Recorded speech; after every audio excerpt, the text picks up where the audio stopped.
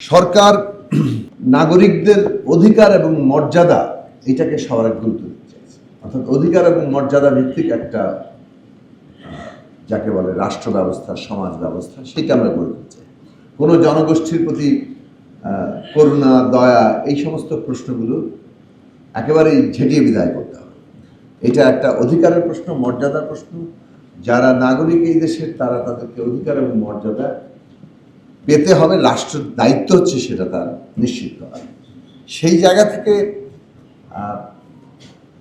পুরো দুটো জিনিস করা হচ্ছে। একদিকে হচ্ছে যে ইমিডিয়েট অ্যাকশন হিসেবে সোশ্যাল সেফটি নেটকে যত বেশি মানুষের কাছে নিয়ে যাওয়া যায়, কারণ মানুষকে এই মুহূর্তে একটা স্বস্তিতে আনতে হবে অথবা তার স্বস্তি দিতে হবে।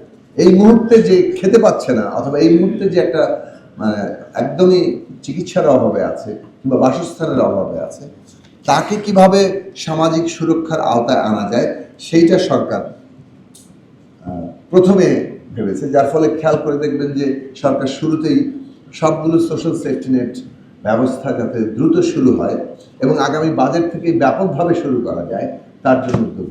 কিন্তু এটাই শেষ না, কিন্তু সামাজিক সুরক্ষা দিয়ে তার একটা দেশ চলবে। সামাজিক সুরক্ষাটা আসলে তখন দরকার হয় যখন মূল অর্থনৈতিক ব্যবস্থার মধ্যে থেকে যারা নিজেদের সমস্যাগুলো, জীবনের সমস্যাগুলো সমাধান করতে পারে না, তাদেরকে রাষ্ট্র দেখবে।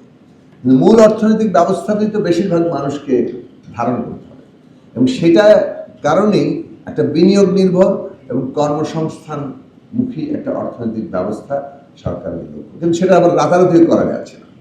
এর জন্য উপযোগী একটা ব্যবস্থা করে বলা হলো, আমরা বলছি $1 ট্রিলিয়ন অর্থনীতি আমরা পৌঁছাতে চাই, কিন্তু সেটা ধারণ করার মতো রাষ্ট্র ব্যবস্থা, গভর্নেন্স, আইন কানুন, সেই জায়গাগুলো থাকতে হবে। তো সেই প্রাতিষ্ঠানিক আয়োজন সক্ষমতা থাকতে হবে।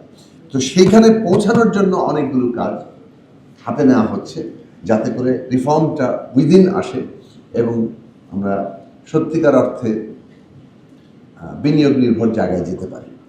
বাংলাদেশে একটা বড় সমস্যা হিসেবে দেখলাম যে এডিপি নেওয়া হয়, কিন্তু এডিপি বাস্তবায়ন খুবই খারাপ অবস্থা।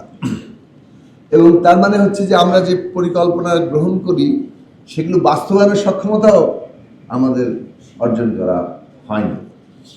টাকা বরাদ্দ করা হয় কিন্তু সেটা খরচ করার জায়গা পায় না। অথচ এই দেশের শিক্ষা খাতে এত সমস্যা, কিন্তু শিক্ষা খাতে টাকা বরাদ্দ পুরোটা খরচ করার মতো অবস্থা তো নাই। এই জায়গাগুলো, এই ধাঁধাগুলো কি, উত্তরটা কি? স্বাস্থ্য ব্যবস্থার দিকে তাকানো যায় না, অথচ স্বাস্থ্য খাতে বাজেট দেওয়া হয়, সেটা আবার ফেরত আসে। এই জায়গাগুলোর সমাধান কিভাবে হবে সেটা হচ্ছে একটা মুখ্য প্রশ্ন এবং সেই মুখ্য প্রশ্নগুলো আমাদের সমাধান হবে। আমরা কর্মসংস্থান তৈরির জন্য যেমন ধরুন বাসস্থান একটা খুব গুরুত্বপূর্ণ, শিক্ষা, স্বাস্থ্য, বাসস্থান, এই তিনটা, যেটা কর্মসংস্থান অবশ্যই।